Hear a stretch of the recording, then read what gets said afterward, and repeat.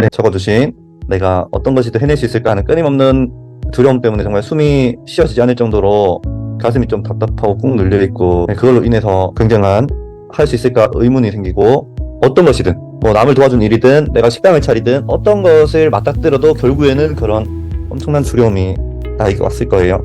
왜냐, 결국에는 오래된 공포라는, 두려움이라는 감정이 계속 올라오기 때문이, 이런 원초적인 이런 것들을 사실은 어디에서 왔는지 그것도 알지 못하기 때문에 이런 두려움이라는 감정에 계속 노출이 되어 있는 거거든요. 그래서 이제는 언젠가는 이러한 두려움은 내 과거의 어디에서 왔고, 그걸 준 어떤 사건이 어떤 것이고, 그때가 느꼈을 감정이 어떻고, 또 그 감정으로 인해서 지금 이제 20대 중반이 되어 다 컸는데도 불구하고 아직도 그 어떤 틀에 박혀가지고 요 안에 갇혀있는 과거의 그 어린아이, 오늘 편지도 써볼 거고 그 과거를 종결을 해볼 거예요. 이 두려움이라는 거는 태어날 때부터 생기진 않았을 거예요. 거슬러 올라가 보면 가장 그 첫 사건이 있을 거예요.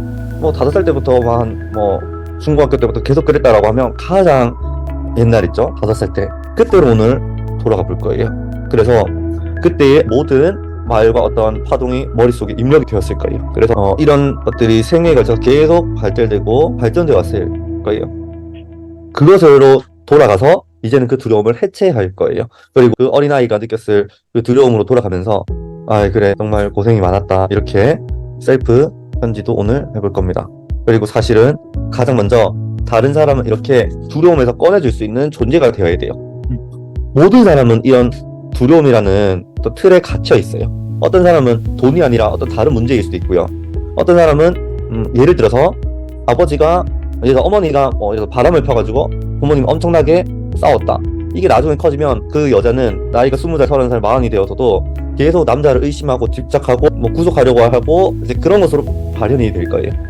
그래서 모든 사람은 어떤 이런 집착, 두려움, 분노, 원한, 후회, 두려움 뭐 이런 것들 감정에 갇혀서 살아요.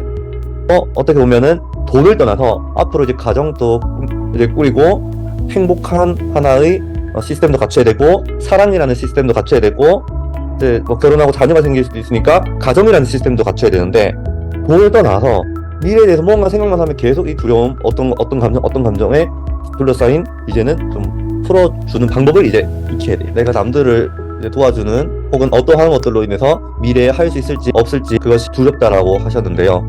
느낀 그때 1번에 적어놓은 그 두려움은 사실이에요? 아니면 내가 과거의 기억 속에서 만들어낸 어떤 스토리예요? 나는 이러이러한 것들을 이제 이 정보를 접했고 이런 시스템을 접했다. 그리고 이것을 내 것으로 만들 수 있다. 이것이 이제 사실이에요. 나는 이것을 할 수 있을까?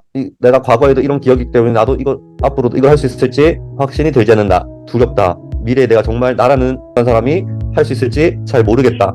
어떻게 내가 이런 걸 해낼 수 있을까? 모든 것들은 이제부터는 스토리예요. 이 스토리에 같이 사람의 두뇌 용량이 이렇게 있으면 처리할 수 있는 용량이 한계가 있어요. 우리 머리가 이렇게 머리통이 정해져 있잖아요.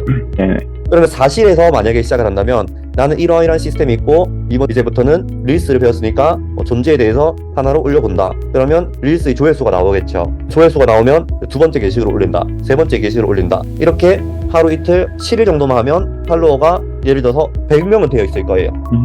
이것을 반복하면 어떻게 될까요? 결국 0이 100이 되고 100이 1000이 되고 1000이 만이 되겠죠. 이것을 사실에 입각한 거예요. 아무 스토리 없이. 네. 그러면 무엇을 얻게 돼요? 사실을 얻게 돼요. 성장 속도가 어떻게 하면 더 빨라질 수 있을까? 존재 말고 또 다른 사람들이 관심 가지는 키워드는 뭘까? 영상 포맷을 어떻게 하면 좀 더 빠르게 만들 수 있을까? 이렇게 이제 머리가 돌아갈 거예요. 사실을 입각하면요. 존재라는 것도 올리면서 또 얻을 거예요. 그리고 어제 제가 보내드린 만트라던가 이런 걸 통해서 사람들의 두려움을 없애줄 수 있는 하나의 툴을 또 얻게 되었어요. 그러면 하루하루 어떻게 돼요? 사실에 입각해서 내일은 어떤 목표가 있겠죠. 네. 실제는 정말로 일어난 일과 실제는 나한테 무언가를 얻게 해줘요. 그래서 오늘, 내일, 일요일 하면은 인생에서 이미 시스템을 장착한 인간이 될 수 있죠. 그렇지만 그 실제를 방해해요. 계속해서 꼬리에 꼬리를 무는 어떤 것들이요? 실제가 아닌 생각들. 이것들이 뇌를 다 차지해요. 그러면 내가 어떤 것을 행동할 힘이 있겠어요. 이제 계속 스토리에서 머물겠죠. 난 좀 어려울 것 같아. 그래, 좋은 경험이었다 생각하자. 뭐 이건 너무 어려워. 이렇게 되면 결국에는 얻지 못하는 건 누구예요? 삶에 어떤 것이든 스토리를 써서 결국에는 얻지 못하는 것은 나예요. 이게 바로 행동력 시스템이라는 거예요. 이게 안 되니까 무기력한 거예요. 왜? 내가 얻지 못하는 생각에 계속 빠져 있으니까. 그렇죠? 네. 그럼 내가 할 수 있을까 해서 무기력해지고 침대에 눕게 되고 네, 그렇게 되는 거예요. 왜? 뇌에 희망이 없으니까. 생각하기 싫으니까. 그러면 눈 뜨고 뭐 활기차고 싶겠어요? 아니요. 얻지 못하는데. 그래서 그냥 뇌 용량이 이제 과부하 걸려서 그냥 누워서 침대에 누우면 바로 뻗어요. 감정은, 즉 스토리는 전혀 실제가 아니고요. 나를 두렵게 하는 느낌일 뿐이에요. 근데 사람은 이런 사실보다도 이런 느낌에 이끌려요. 우리 손주가 횡단보도 걷다가 보면은 잘 교통사고 나진 않을까 이런 고민을 하죠. 네. 지금까지 살아오면서 겪은 자신이 만든 스토리 라인에 맞춰서 새로운 정보를 받아들여도 또 그 스토리대로 살아가요.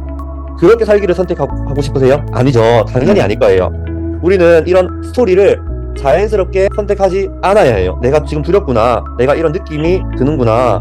이런 것을 자연스럽게 감정으로 인지해야 돼요. 그래서 존재라는 거는 파워풀한 존재가 있고 무기력하고 죽은 존재가 있는데 그 스토리에 있으면 자연적으로 죽게 돼요. 죽는 생각을 계속하는 거죠. 그 끝에는 뭐가 있는지 아세요? 내가 할 수 있을까?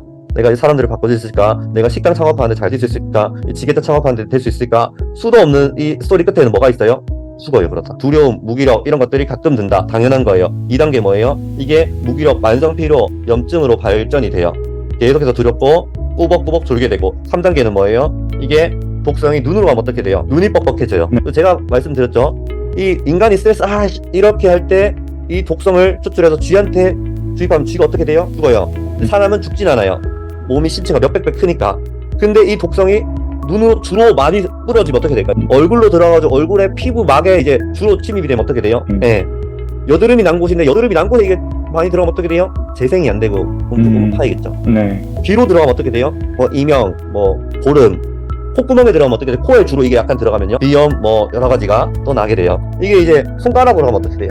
손가락이 안 굽혀진 사람이 있어요. 이런 식으로 이제 3단계부터는 질병이 이제 온몸에 혹은 정신의 어디로 가면 이제 그때부터는 우울이 이제 심해지면 뭐가 돼요? 우울증, ADHD, 기억력 상실 이렇게 되는 거예요. 저도 마찬가지. 저도 턱관절이 이래 아파서 턱관절, 비염, 숨이 100% 잘 안 쉬어져요. 저도 살고자 하다 보니까 찾게 된 거예요. 이런 것들을. 왜? 스토리 속에서 빠져 살려고. 이제는 매일마다 오늘 있었던 그 1, 2, 3, 4번도 사실은 다 스토리야. 그리고 이제 사실을 적어볼 거예요. 매일마다 사실과 스토리를 적어볼 거예요. 3단계가 이제 이런 질병이라고 했죠. 그러면 4단계 뭔지 아세요? 죽음. 그래서 치매, 통풍, 중풍, 해가지고 이제 죽어요. 비유적으로 죽는다고 한 걸까요? 진짜 죽는다고 한 걸까요? 왜? 살아도 산 것 같지 않은 인생인 거예요. 산송장이라고 하죠. 살아도 그냥 사는 게 아닌 거예요. 괴롭게 그렇게 온몸에 염증 나가지고 나를 괴롭히는데 병원 가서도 처방전 받고 항암제 먹고 하루는 또 나아지겠죠? 네. 근데 또 독성이 또 비염약 먹고 비염 나았는데 또 독성이 계속 나올 텐데 어떻게 돼요? 죽는 거예요.